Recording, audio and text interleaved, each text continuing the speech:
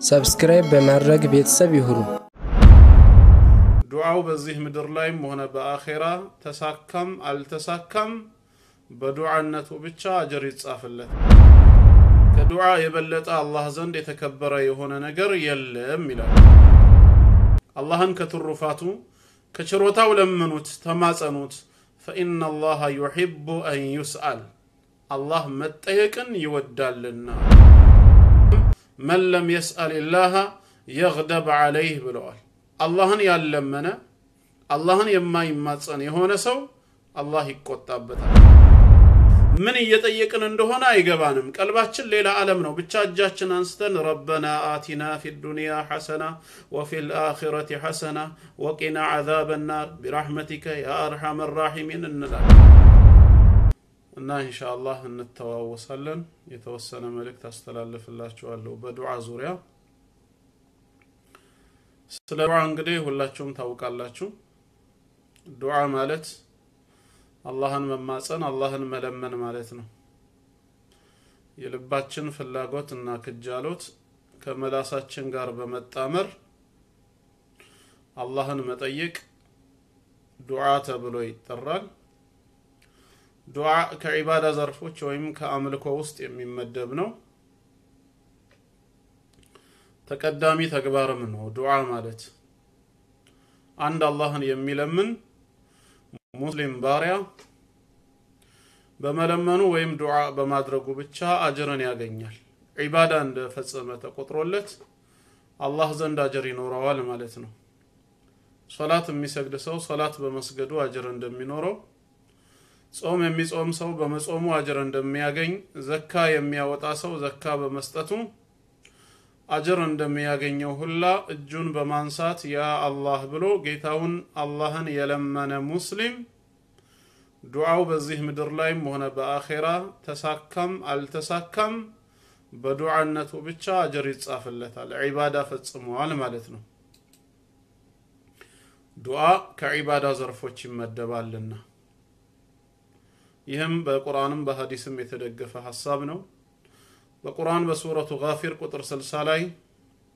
أعوذ بالله من الشيطان الرجيم وقال ربكم ادعوني ጌታችሁም አላህ እንዲህ አለ ምን ይላል ጌታችን ادعوني እኔን ብቻ ጥሩኝ እኔን ብቻ ለምኑኝ አስተጅብ ለኩም እሺ ላችኋለሁና ይላል إن الذين يستكبرون عن عبادتي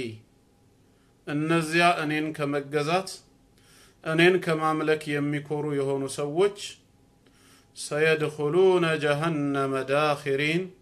جهنمن የተዋረዱ ሆነው በአፍጢማቸው ተደፍተው ይገባታል ይላል ስለ ዱዓ ጀምሮ አላህ እኔን ለምኑኝ እኔን ተማጸኑኝ ብሎ ان الذين يستكبرون عن عبادتي እኔን ከመገዛት የሚኮሩት ማለቱ ዱዓ ዒባዳ መሆኑን ያሳያል አላህን ከመለመን መኩራት አላህን ከመማጸን መኩራት ጀሃነም ነው የሚከተው ማለት ነው ስለዚህ ዱዓ ተቀሜታው ለኛ ሆኖ ሳለ እንደ ዒባዳ ነው የሚቆጠርልን በሐዲስ ላይም ኑዕማን ኢብኑ በሺር ረዲየላሁ ዐንሁ እንደነገረን ከነቢያችን አለይሂ ሰላቱ ወሰላም የአላህ መልእክተኛ ምንድነው የሚሉት አዱዓኡ ሁወ ልዒባዳ ዱዓ ማለት ራሱ ዒባዳ ነው አምልኮ ነው ብለዋል ثم قرأ كزم إهن أنكز أنببوت وقال ربكم ادعوني أستجب لكم جيتاتشهم الله لا أنين بتشالمنون أنين ترون الشيلاتشوها اللو يميلون آية أنببو مالتنا سلزيهم دعاء عبادان حديث إمام أحمد بمسنداتشو ترمذي أبو داود ابن ماجه دقمو بسنناتشو لا يزقبوتال حاكم مستدرك لا يزقبوت صحيح هنا حديثنا ومالتنا دعاء كليلوچ عبادة زرفوچ አንጻር ሲታይ እጅግ በጣም ቀላልና ገር የሆነ የዒባዳ ዘርፍ ነው ዱዓ በጣም ቀላል ነው እያንዳንዱ ሰው ሊያደርገው የሚችል ነገር ነው ጤነኛም ሆነ በሽተኛ ሙሳፊርም ሆነ ያካባቢው ነዋሪ ትንሽም ሆነ ትልቅ ሰው በየትኛውም ስፍራ ሆነ በየትኛውም ዘመን ሀብታም ሆነ ድሃ ወደ አላህ ሊጠጋ አላህን ሊለምን ያ ረቢ ሊል ይችላል ማለት ነው። አዋቂም ቢሆን ጃሂልም ቢሆን ማለት ነው። ከአላህ የሚፈልገውን ነገር ለማግኘት አላህን መለመን ይችላል። ዱዓ እጅግ በጣም ገር የሆነ ነገር ነው። ጉልበት አልጠየቀም፣ የተራዘመ ጊዜና ወቅት አይጠይቅም፣ ጾታን አይጠይቅም፣ ወይም ደግሞ ዓሊም መሆን ሊቅ መሆንንም አይጠይቅም ማለት ነው። ስለዚህም ዱዓ ከዒባዳ ዘርፎች ሆኖ ሳለ ግን እጅግ በጣም ቀላል የሆነ የአምልኮ አይነት ነው ማለት ነው። ሌላው ተጨማሪ ደግሞ አሁንም ዱዓ ምንድነው ከተባለ አላህ ዘንድ እጅግ የተከበረ ነገር ነው። አላህ ዘንድ ከተከበሩ ነገሮች መካከል አንዱ ዱዓ ነው። ይህንንም አቢ ሁረይራ ረዲየላሁ ዐንሁ ባስተላለፈው ሐዲስ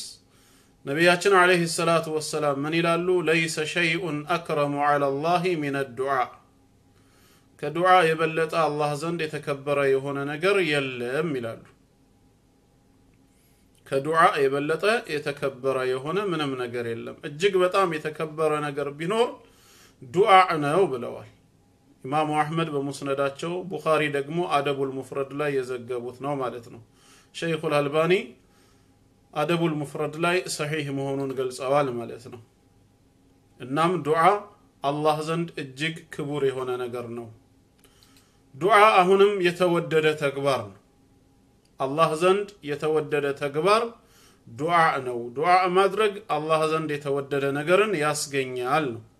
ይህንንም አብዱላህ ኢብኑ መስዑድ ረዲየላሁ ዐንሁ ባስተላለፈው ሐዲስ ላይ ነው የምናገኘው። ነቢያችን አለይሂ ሰላቱ ወሰላም ምን ይላሉ? ሰሉላህ ሚን ፈድሊህ፣ አላህን ከትሩፋቱ ከችሮታው ለምኑት፣ ተማጸኑት። ፈኢነላህ ዩሒቡ አን ዩስአል፣ አላህ መጠየቅን ይወዳልና አሉ። መለመንን ይወዳል። ሰው ሲለመንና ሲማጸኑት ይሸሻል፣ ይጠላል። አላህ ደግሞ እርሱን በለመኑት ወደ እርሱ በተቃረቡ ቁጥር ይልቁኑ የበለጠ ይወዳል ነው፣ ከሰው ተቃራኒ። ረዋሁ ትርሚዚ፣ ኢማሙ ትርሚዚ በሱነናቸው ላይ ዘግበውታል። ስለዚህም ዱዓ አላህ ዘንድ የተወደደ ተግባር ነው። በዱዓ ልንሳነፍ አይገባንም ነው። አሁንም ዱዓ ማለት የአላህን ቁጣ የሚመልስ ነው። ዱዓ የአላህን ቁጣ ይመልሳል። አላህን ያለመነ ሰው ይቆጣበታል ማለት ነው በተቃራኒው። ይህንንም ነቢያችን አለይሂ ሰላቱ ወሰላም መን ለም የስአልላህ የግደብ ዐለይህ ብለዋል። አላህን ያለመነ አላህን የማይማጸን የሆነ ሰው አላህ ይቆጣበታል።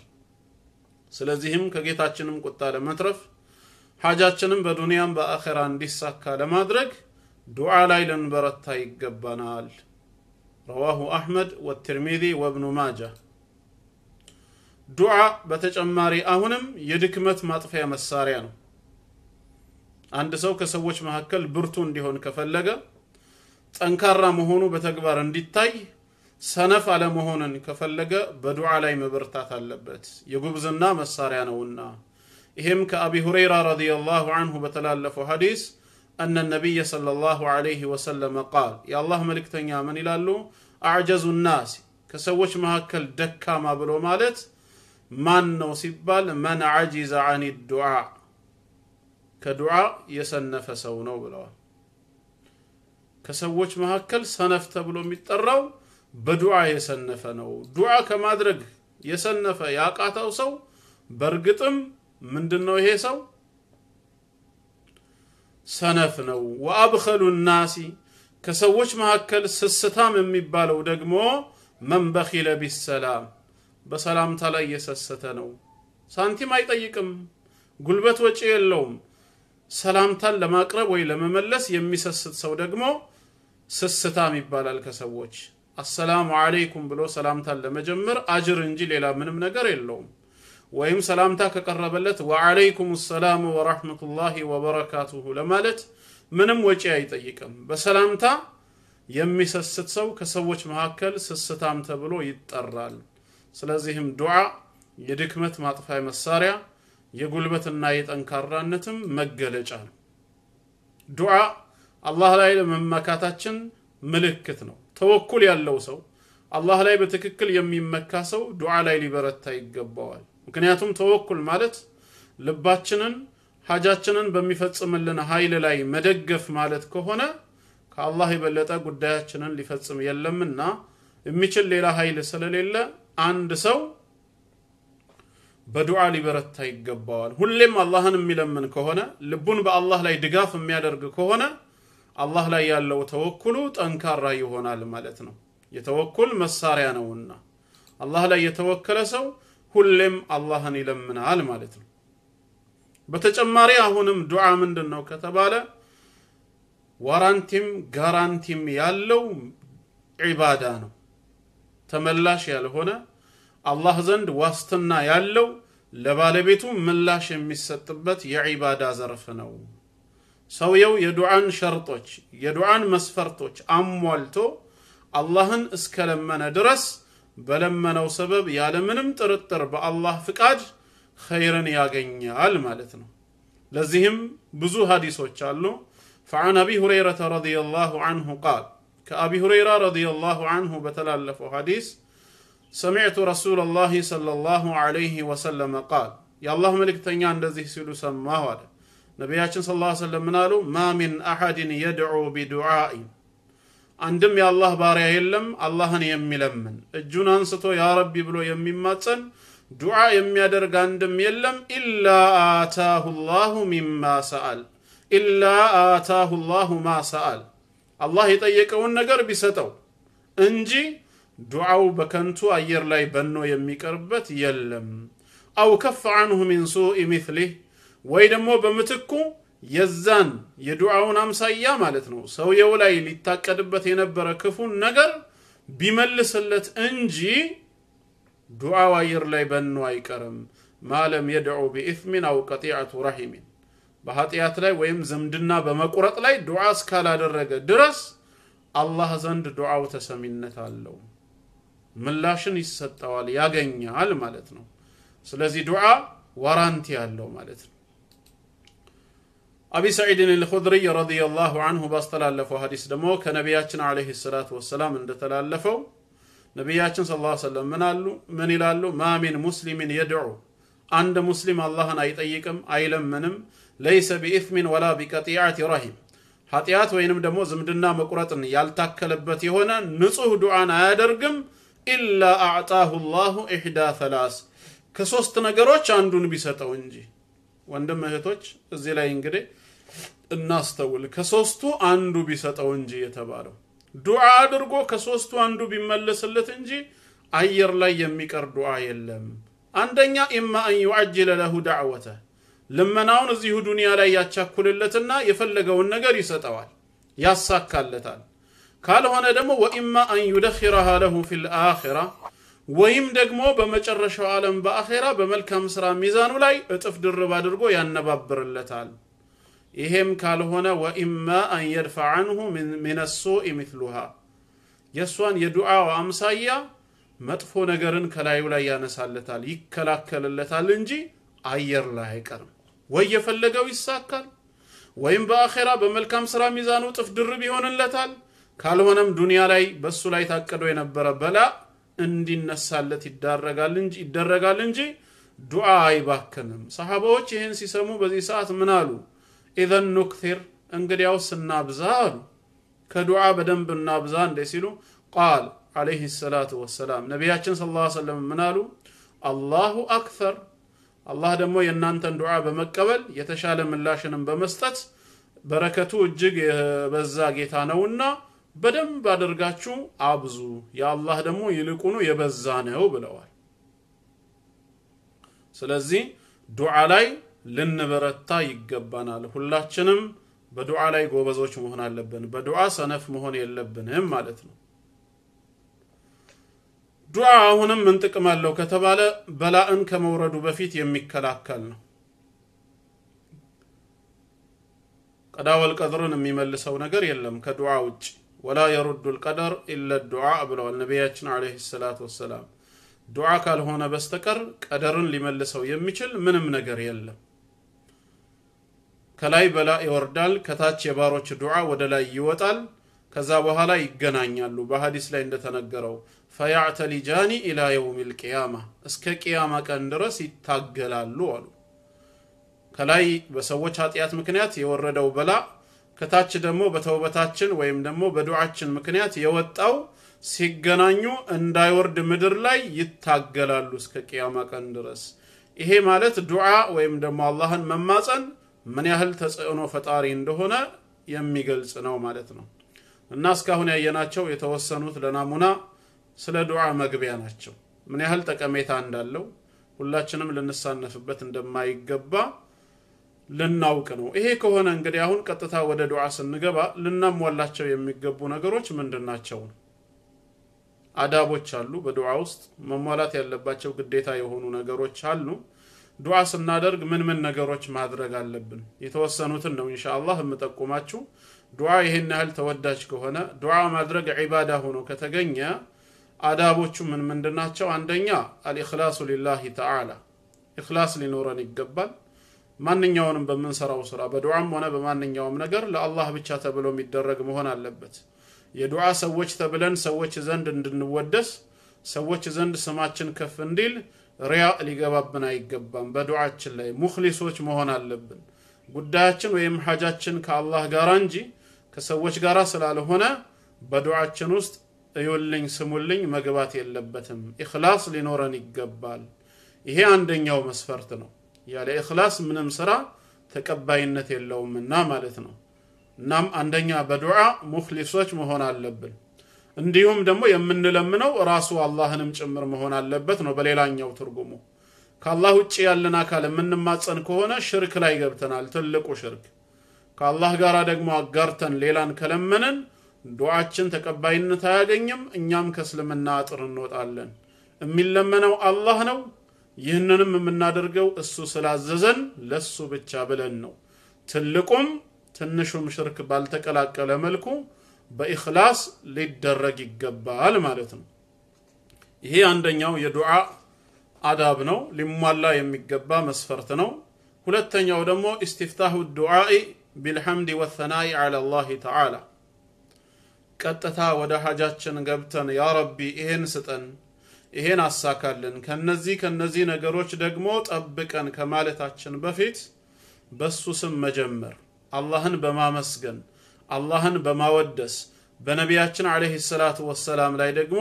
ሶላዋትን በማውረድ ዱዓ መጀመር አለብን ይሄም ዱዓችን ይበልጥ ተቀባይነት እንዲኖረው ያግዛል ገና እጃችንን አንስተን ያ አላህ ብለን ከመጠየቃችን በፊት ቢስሚላህ አልহামዱሊላህ ወሰላቱ ወሰላሙ ዐላ ረሱሊላህ በማለት አላህን አመስግነን በሳቸው ላይ ሰላዋት አውርደን ቀጥታ ወደ ዱዓችን እንሄዳለን አላህን በማመስገን ማለት ነው ሌሎችም አሉ አላህ የሚወደስባቸውና የሚመሰገንባቸው የኛን ዱዓ ሰሚ ጌታ አላህ ከሆነ اللهم يا سميع الدعاء የባሮችህን ዱዓ የምትሰማ ጌታ ሆይ ያ ሙጂበ ዳዕወተ المضطرين የተቸገሩ ሰዎችን ችግር ዱዓቸውን በመስማት ችግራቸውን የምትገልጽ ጌታ ሆይ ያ ረህማን الدنيا والآخرة በዱንያም በአኺራም ለባሮችህ ህዝነትህን የምትገልጽ አርራህማን የሆንኩ አምላክ ሆይ የተባለ አላህን በማወደስ ልንጀምር ይገባል ማለት ነው ዱዓችንን ስንከፍተው በዚህ መልክ መሆን አለበት ወዲያው ተነስቶ ያ ረቢ ስጠን ይሁን አሁን የሚል አይነት ነገር አይሰራም ነው ሶስተኛ ደግሞ አልየቂኑ ቢልኢጃባ አላህ ዘንድ ተቀባይነት እንደሚኖረው እርግጠኛ መሆን አለብን አላህ የባሮቹን ዱዓ እንደሚሰማ እርግጠኛ ልንሆን ይገባናል እስቲ አላህ ከሰማኝ ብለን ልንጠራጠር አይገባንም ምክንያቱም ነብያችን አለይሂ ሰላቱ ወሰላም ኡድዑ አላህ ወአንቱም ሙቂኑን ቢልኢጃባ አላህ ዱዓችሁን እንደሚሰማችሁ እንደሚቀበላችሁ እርግጠኛ ሆናችሁ ለምኑት ነው ያሉት የቂን ያስፈልጋል እስቲ ጌታዬ ከሰማኝ በማለት በጥርጣሬ ወይም በመዋለል የሚመላለስ ዱዓን አይደለም አምላካችን የሚፈልገው ስለዚህም በዱዓችን ላይ የቂን ሊኖረን ይገባል አላህ ምንም የሚከለክለው ጌታ አይደለም የፈለገውን እንደፈለገው ማድረግ ይችላል ስለዚህም እርግጠኛ ልንሆን ይገባናል ሌላው ደግሞ አራተኛ አልኢልሃሁ ፊ الدعاء وعدم الاستعجال ዱዓ ላይ ችክ ማለት አለመቻኮል ሰኞና ማክሰኞ ብቻ ዱዓ አድርጎ ከዛ በኋላ ለምን መልስ አልተሰጠኝም ተብሎ መቻኮል የለብንም አላህን ለመንኩት ይሄው አልተቀበለኝም አይባልም አላህ ችክታን ይወዳል ሁሌም በዘውታሪነት ዱዓ ልናደርግ ይገባናል ምላሹን እስክናገኝ በዱንያም ሆነ በአኺራ አቅማችን በቻለው መጠን ሁሉ ጊዜም የዱዓ ሰው መሆን አለብን አላህን ሁሌም የሚማጸኑትን ነው የሚወደው በዱዓ ላይ ችክታ ያስፈልጋል ማለት ነው አንላቀቅም አይነት ባህሪ ማለት ነው እንጂ ዱዓ ላደርግ ብሎ አንድ ቀን ነይቶ አላህ የወፈቀው ቀን ሰኞ ያደርግና ከዛ እሁድ እስኪመጣ ድረስ ከዱዓ ተዘናክቶ ምላሽ እየጠበቅኩ ነው አይደለም ማለት ያለበት አላህ በደንብ መለመንን የሚወድ ጌታ ነውና ማለት ነው ሌላው ደግሞ እዚሁ ላይ ምናሟላው አራተኛ መስፈርት ሁዱሩል ቀልቢ ወልዝህን ልቦናችን እንደዚሁም ህሊናችን በዱዓው ስፍራ ላይ መገኘት አለበት ምላሳችን ፕሮግራም ያደረጋቸውን ዱዓዎች ብቻ አይደለም ለናደርግ የሚገባው መጠየቅ የምንፈልገውን ነገር ሁሉ ልባችንም አጠገቡ ሆኖ እየተሳሰበን መለመን አለብን አንዳንድ ዱዓዎች አሉ ምላሳችን ላይ ፕሮግራምድ ሆነዋል ፈልገናቸው እናደርጋቸው ሳይሆን ልክ እንደ ፋቲሃና እና አጠይና አንዴ ስለተመዘገበ ውስጣችን ያንኑ ዱዓ ነው የሚያደርገው መልእክቱን እያስተነተንን ምን እየጠየቅን እንደሆነ አይገባንም ቀልባችን ሌላ ዓለም ነው ብቻ እጃችን አንስተን ረበና አቲና ፊዱንያ ሐሰና ወፊል አኺረቲ ሐሰና ወቂና ዓዛበናር ቢራህመቲከ ያ አርሐመር ራሒሚን እንላለን አሁን ይሄ ዱዓ ሁሉንም የሚጠቀልል ዱዓ ነው ግን ይሄን ቃል ስንጠቀም ምንድን ነበር የፈለግነው በዚህ ሰዓት ይሄንን ዱዓ ስንል አላህ በዱንያ መልካም ነገር እንዲሰጠን የከጀልነው ነገር አለ በአኺራ መልካም ነገር እንዲሰጠን ከጀለን ነው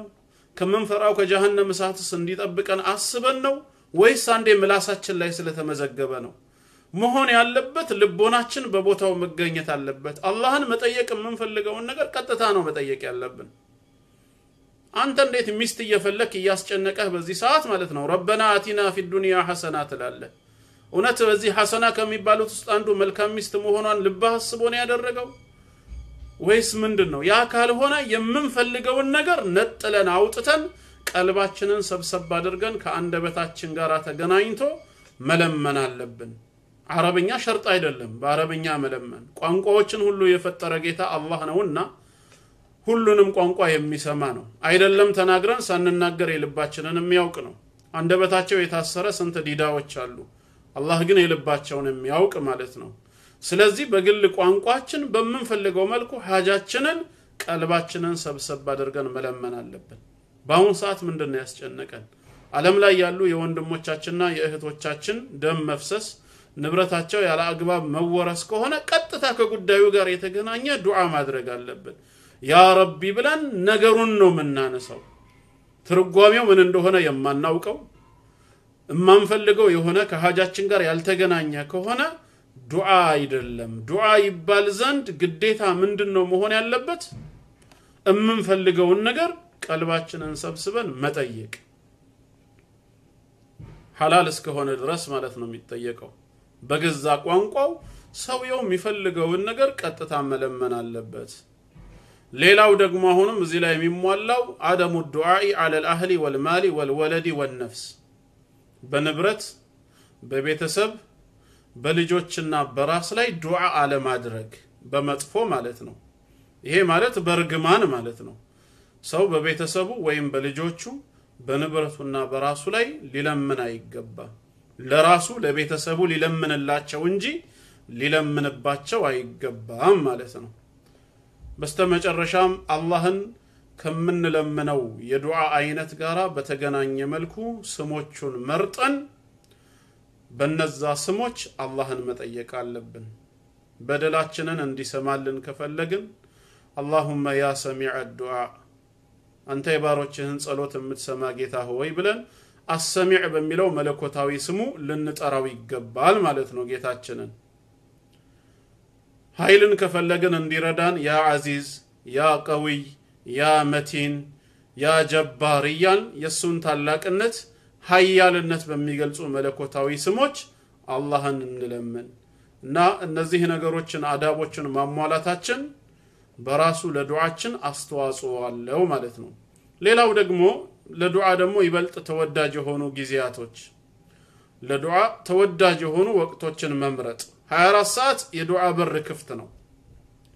ማንንም የአላህ ባሪያ በየትኛውም ሰዓት በየትኛውም ቦታ ሆኖ አላህን ቢለምን አላህ ሰሚ የሆነ ጌታ ነው ነገር ግን ከሰዓታቶች መካከል በላጭ የተደረጉ ሰዓቶች አሉ በእነዚህ ሰዓቶች መሃል ደግሞ መጠቀም ይገባናል ነው አንደኛው በሌሊት ጨለማ ውስጥ የመጨረሻው 1/3ኛው ሊነጋ ሲል 1/3ኛ ሲቀር ጌታችን አምላካችን አላህ ወደ ምድራዊ ሰማይ ይወርዳል በተባለው መሰረት በሌሊቱ ክፍል ተነስቶ ዱዓ ማድረግ ማለት ነው ይህንን በተመለከተም አቢ ኡማማ ረዲየላሁ ዐንሁ ምን ይላል ቂለ ሊረሱሊላሂ ሰለላሁ ዐለይሂ ወሰለም ነብያችን ዐለይሂ ሰላቱ ወሰላም ተጠየቁ አዩ ዱዓኢ አስማዕ ከዱዓዎች መካከል የበለጠ ተሰሚነት ያለው የትኛው ነው ተብለው ሲጠየቁ ቃለ እሳቸው ምን አሉ ጀውፊ الليل الاخر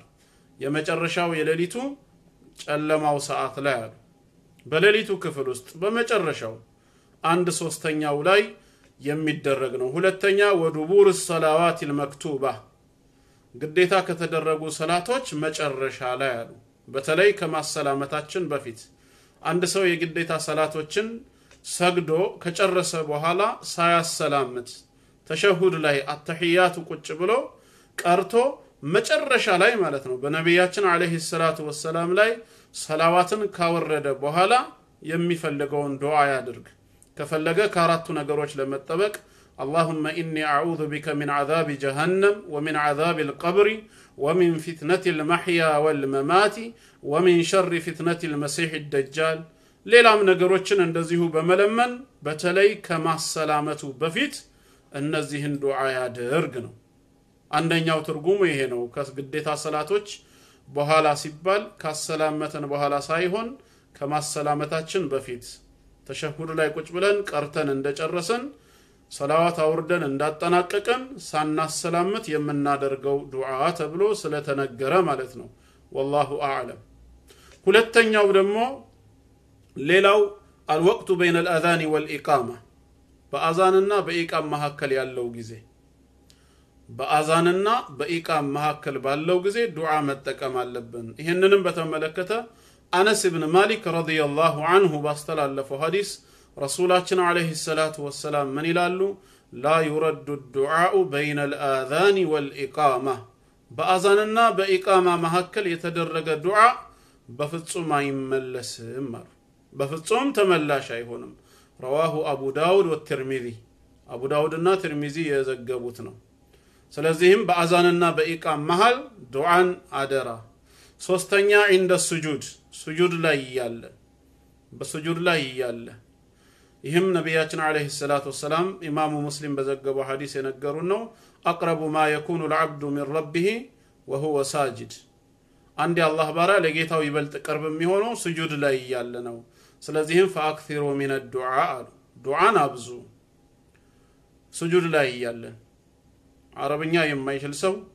ሸኽ صالح المنجد الاسلام سؤال وجواب በሚለው የፈተዋ ሳይታቸው ላይ እንደገለጹት እስኪማር ድረስ በገዛ ቋንቋው ዱዓ ማድረግ ይችላል ብለዋል በሐዲስ ላይ የመጡ ዱዓዎችን በአረብኛም ዱዓ ማድረግን እስኪማር ድረስ እየተማረ ማለት ነው ጥረት ያደረገ ያንን እስኪያውቅ ድረስ በግል ቋንቋውም አላህን መለመን ይችላል እዛው ሰላት ውስጥ ስጁድ ላይ ሆኖ እያለ ማለት ነው ስለዚህ በስጁድ ላይ ማድረግ ተወዳጅ ነው አራተኛ ደግሞ ሰዓቱ من يوم الجمعه በጁምዓ ውስጥ ያለች አንድ የሆነች ሰዓት አለች ያቺን ሰዓት መጠቀም የአላህ መልእክተኛ በዛ ውስጥ አንድ ሰዓት አለች ማንኛውም አንድ ሙስሊም አላህ እቺን ሰዓት አይወፍቀውም በዛች በወፈቀው ሰዓት ከዱንያም ሆነ ከአኺራ ኒዕማዎች ጠይቆት ያንን የሰጠው ቢሆን እንጂ ብለዋል ግን ሰዓቲቷ እቺ ነች ተብላ በግልጽ አልተነገረችም ዑለማዎችም የተለያየ ሐሳብ ሰጥተዋል አብዛኛዎቹ የሄዱበት ወይም ደግሞ በላጭ ነው የተባለው ከአስር በኋላ ፀሐይ እስኪገባ ያለው ነው ከአስር በኋላ መግሪብ አዛን እስኪል ወይም ፀሐይ እስክትጠልቅ አካባቢ ባለው ወቅት ነው والله اعلم ይሄም ይበልጥ ተሰሚነት ያለው ነው እና አጠቃላይ ለማጠቃለል ያክል ዱዓ ላይ ልንበረታ ይገባናል በተለይ በአሁን ሰዓት ነፍስያችንን ብቻ ሳይሆን ወንድም እህቶቻችንም ዱዓ ያስፈልጋቸዋል እኛ ራሳችንን እንኳን ዘንግተናል በዱዓ ላይ በዱዓ ሁሌም ልናስታውስ ይገባል ጌታችንን ችግር ሲመጣብን ብቻ አይደለም ስንታመም ብቻ አይደለም ኑሮ አልሳካ ሲለን ብቻ አይደለም እጃችንን ማንሳት ያለብን በደህና ወቅት በድሎትም ሰዓት ጌታችንን ልንለምነው ይገባል ተዓረፍ على الله في الرخاء ነብያችን ሰለላሁ ዐለይሂ ወሰለም እንዳስተማሩን በድሎትና በምቾት ጊዜ ከአላህ ጋር ተዋወቅ ያዕሪፍከ في الشدة በችግርና በመከራ ጊዜ ደግሞ እሱ ያውቀሃል ይደርስልሃል ብለዋል ይሄ ስለሆነ ሁሌም መሆን ያለበት ምንድነው ከጌታችን ጋር ስንተዋወቅ በድሎትም ጊዜ ሊሆን ይገባል በችግር ሰዓት ብቻ አይደለም ዛሬ ደግሞ ችግሩ የነፍስ ወከፍ ብቻ ሳይሆን ዓለም አቀፍ ሆኗል ወንድሞቻችን እህቶቻችን በአለም ላይ ሙስሊም በመሆናቸው ምክንያት ስቃይ እየበዛባቸው ደማቸው ያላግባብ እየፈሰሰ ንብረታቸው እየተወረሰ በአላህ መሬት ላይ እየኖሩ ነገር ግን እንደ ወንጀለኛ ተቆጥረው የሚኖሩበት ሰዓት ነው ስለዚህም ሁላችንም ቢያንስ የምንችለው እንኳን ዱዓ ከሆነ ሌላው ነገር አቅም ከሌለን በዱዓ በኩል ላይ ምንም ዱዓ የሚጠይቀው መስዋዕትነት የለምና ልንበረታ ይገባል ሁላችንም ይሄንን በላ አላህ በረህመቱ እንዲያነሳልን በዱዓ ላይ ልንጎብዝ ከነፍስያዬ ጀምሮ ሁላችሁንም ለማስተዋወስ ያክል ነው አላህ የተግባር ሰው ይበለን ሁሌም በቀን ጊዜ ማለት ነው በቀናት ውስጥ ደጋግመን አላህን የምንለምን የምንማጸን መልካም ባሪያው ያድርገን والسلام عليكم ورحمة الله وبركاته